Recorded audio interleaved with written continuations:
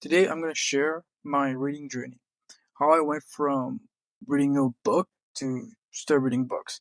So when I was younger, I never really enjoyed reading books, like comic books, yes, anime, that kind of stuff, but not really like nonfiction book. And slowly but surely, I think after 2022, no, sorry, 2023, end of 2023, that's when I started to get into book reading. And 2024, that's when my whole journey started. I just put time and effort, and pretty much every day, I read books. Every month, I was read books. So at 2023, I was 27, I believe. I was 27. So before 27, I didn't read book as much. It was terrible. I would say it was terrible because, for example, let's say if I'm going to a cottage with my friend, she would bring her book, she would read, and sometimes at the cottage it's raining, and when it's raining, guess what? There's not much things to do. You just stay inside and just wait for the rain to go, and then wait for the weather to get better to just go. So, for example, when it rained, she would be reading her books or whatever, and I would just be playing on my phone or watch a movie or anything that's not book related. Sure, we had a collection of books in the cottage, but I didn't do that. And then in 2023, I started seeing posts on Instagram. Robert Greene was a big proponent of my reading journey because he was talking about mastery, reading books, 40 Laws of Power. So these books really intrigued me. So then I started reading small books, and then got into the habit of reading bigger books. So then in January of 2024, I remember I was talking to a friend of mine, and he he did a challenge for his students where he would encourage them to read a book a week. And I'm like, dude, how do you do that? Some of the books that they would pick were massive. All right, they were long to read. How do you read all this? How do you find time? And then he's like, you know what? You should start small, and then slowly but surely you push yourself. And he always told me this saying of "there's a will, there's a way," and everybody knows it. But he helped me a lot. So then I would do this challenge in January with him. So then he would be like, "My students are reading 12 weeks. They're reading a book a week. You should do the same." And I've done it, and I was really happy because I finished it. On March 2024, April 2024, my buddy and I, we launched this book club to have people read a book a month. And it was not successful because it ended up being just me reading the books or him reading the books, or it was just us two, right? Like who were way ahead. So every book that we were suggesting, I was finishing it.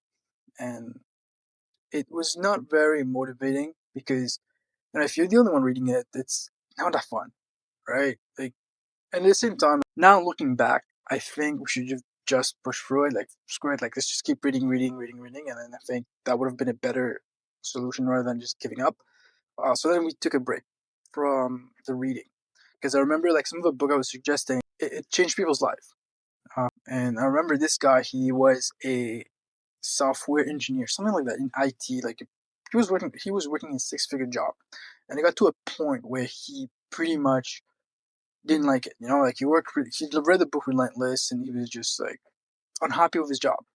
He always think he can do more, and I'm glad he did more. And him and his cousin, they started like this real estate business, if I'm not mistaken. A few months later, I see that guy in Union Station, at the food court. I was walking towards the food court and saw him, and he thanked me for it.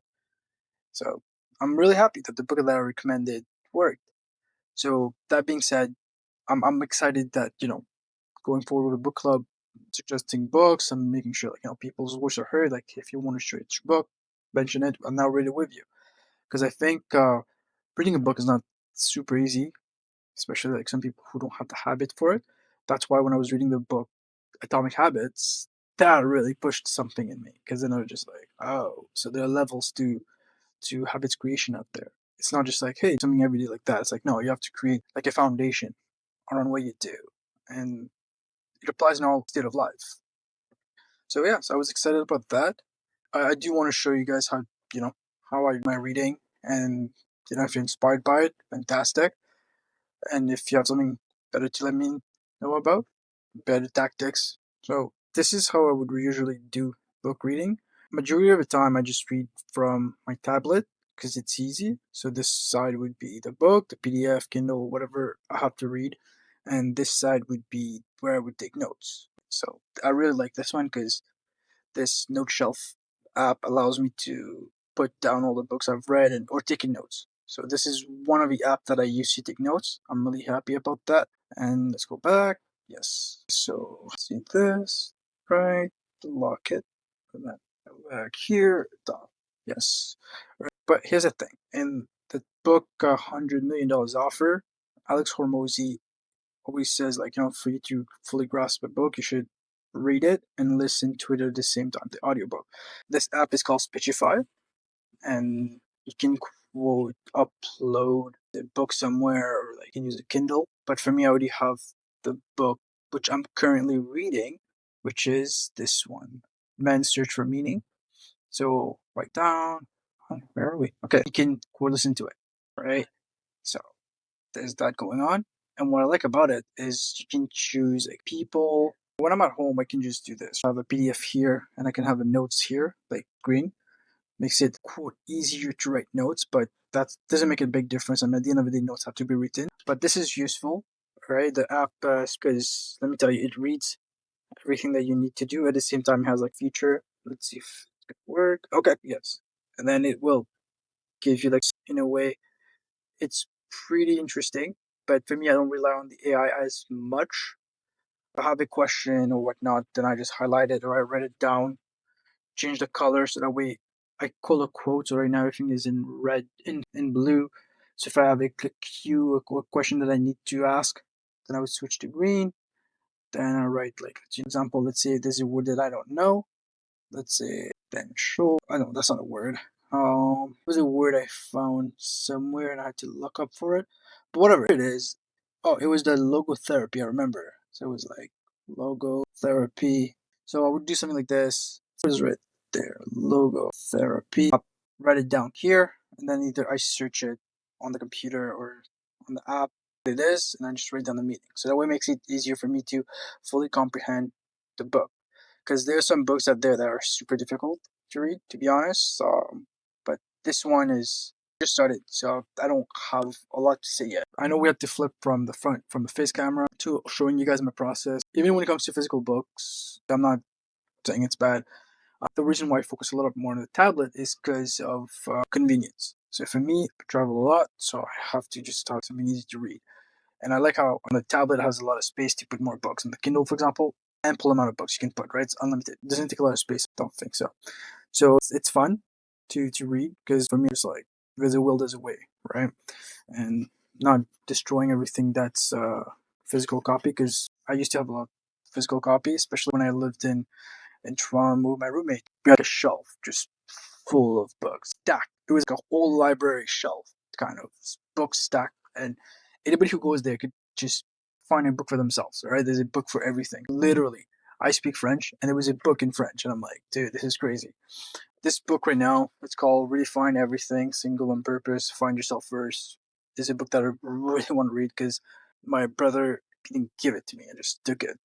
He notes with me, I think so. But I'm gonna read this at some point. If I'm gonna read a physical copy, I still take notes. I don't like highlighting too much in the book. I don't like doing that.